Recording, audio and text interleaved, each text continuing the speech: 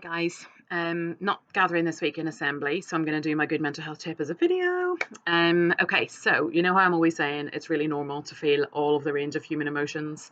This is one of those times when we're probably a lot of us experiencing the more negative end of that. So feeling worried or scared or interested or anxious or all of those things we might be feeling right now. So I thought I would do some tips, top tips on things that we can do to try and protect our mental health in this time of kind of uncertainty. We're not good with uncertainty. We like things to be clear, to know the outcomes or be predictable. That isn't where we're at. None of us know what is going to happen, but there are some things that we can do to protect ourselves. So, number one, limit your sources of information, the ones that are likely to be factual, like the NHS, the government website, WHO, etc. Two, as well as being careful about your sources of information, try and limit the amount of time that you spend searching for information. We know the basics, how it spreads, how to protect ourselves. How much more do you need to know? Try and steer clear of too much information. Three, don't catastrophize. None of us know how this is going to go, and it's really easy to get into all the what if scenarios. We can choose not to do that. We can choose to pull back on that kind of thinking and just deal with what is actually happening right now in the here and now. So try not to let your brain run away with catastrophizing. The more we think about that kind of thing, the more that's how we will begin to panic. Social media is, or some social media is not your friend right now. So things like I'm scrolling through my Facebook and it's full of people with a lot of opinions and not of a lot of facts. And that can be a bit scary, and we can read lots of things that seem contradictory, probably not that useful. It is really important to stay connected, so find ways of doing that, like WhatsApp or other things where it's not so much about opinions and stuff that you can just see because it's on there, but stuff that you can control, like WhatsApp or text or that kind of thing, and make sure that you stay connected to one another. That's really important.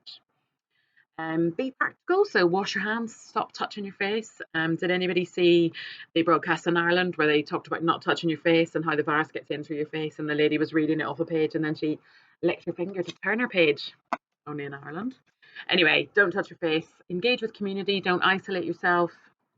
Check in with friends and family or any neighbours who you think might need some help. Volunteer safely if you can, exercise, eat and drink healthily. Just all those practical things will also help with your mental health. Um, Mindfulness practices are quite useful at this time. So we're all going to have anxious thoughts. We're all going to have worries about people that we love. When we have those, acknowledge those. You can't not have them. You can't be mad at yourself for having them. They just are what they are. So just think, okay, I'm feeling worried about this thing. Try and pull back from that. Do a pause and think, okay, what's causing that? Is that actually caused by something that is factually happening or definitely happening, or is that just a worry or something that I'm projecting? And if it is, try and just let that go. Try and step away from that and think, okay, that isn't what's currently happening. I'm just going to let that go. If it is something that is actually happening, think about what practically can I do to make that different.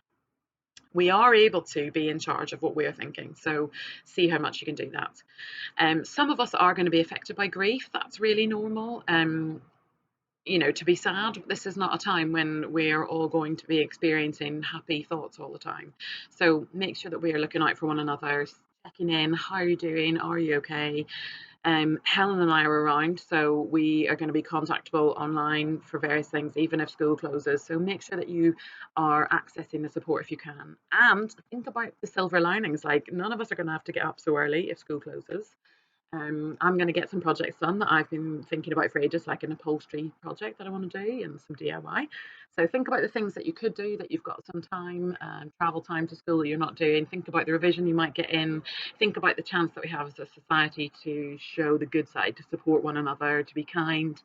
And yeah, above all, try and protect your mental health as well as your physical health by just keeping yourself safe in the way that we do with washing our hands. Make sure that you're doing safe practices for your mental health as well, and get in touch if you're struggling. Thanks. Bye.